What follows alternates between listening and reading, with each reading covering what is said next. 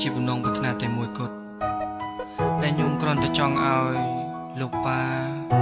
ឈរនៅមុខខ្ញុំនៅពេលនេះក៏ប៉ុន្តែរយៈពេល3ឆ្នាំខ្ញុំតែងតែឃើញមុខអ្នករយៈពេល3ឆ្នាំខ្ញុំតែងតែលើសម្ដីអ្នកក្នុងរយៈពេលឆ្នាំនោះខ្ញុំចាំជានិញចាំមិនភ្លេចរាល់ទង្វើដែលអ្នកធ្លាប់ធ្វើកន្លងផ្ដោះផ្ដំបីបំប្រឡាយអ្នកមិនដែលទុកឲ្យខ្ញុំនៅម្នាក់ឯងព្រោះអ្នកតែងតែខ្លាចបាត់រូបខ្ញុំអ្នកមិនដែលធ្វើឲ្យខ្ញុំយំនឹកឃើញដល់ការគ្រានោះខ្ញុំជីលើកអ្នកដើរលេងជាមួយអ្នកមកពេលខ្ញុំនឹកឃើញម្ដងខ្ញុំស្រែកសួរទេវតាថាពេលនេះអ្នកនៅទីណាក្នុងចិត្តខ្ញុំសែនឈឺផ្សាហេតុអ្វីខ្ញុំមិនអាចហៅលោកប៉ាដូចគេស្ដាប់ពីខ្ញុំដែលបានសរសេរចង់អង្វរសម្រូបអ្នកត្រឡប់វិលវិញបានទេពេលនេះខ្ញុំពិតជាត្រូវការវិលវិញបានទេលោកប៉ាវិលវិញ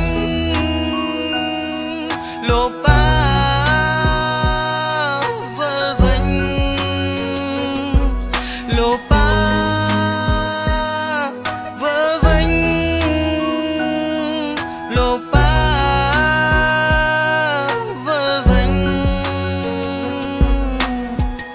ខ្ញុំពិតជាចង់ឃើញប៉ានៅពេលនេះហើយឈរមើលខ្ញុំនៅកន្លែងនេះ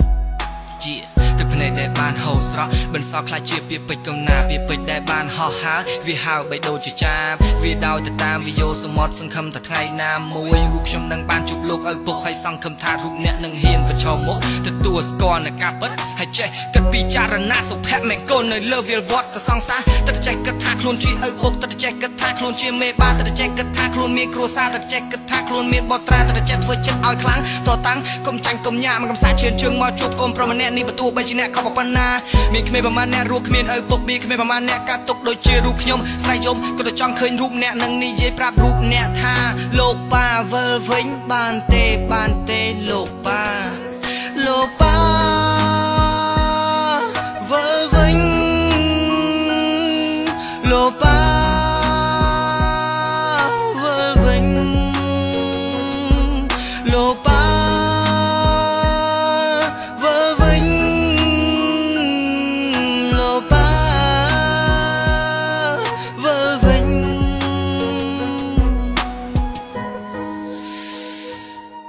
អ្វីគ្រប់យ៉ាងគឺខ្ញុំដឹង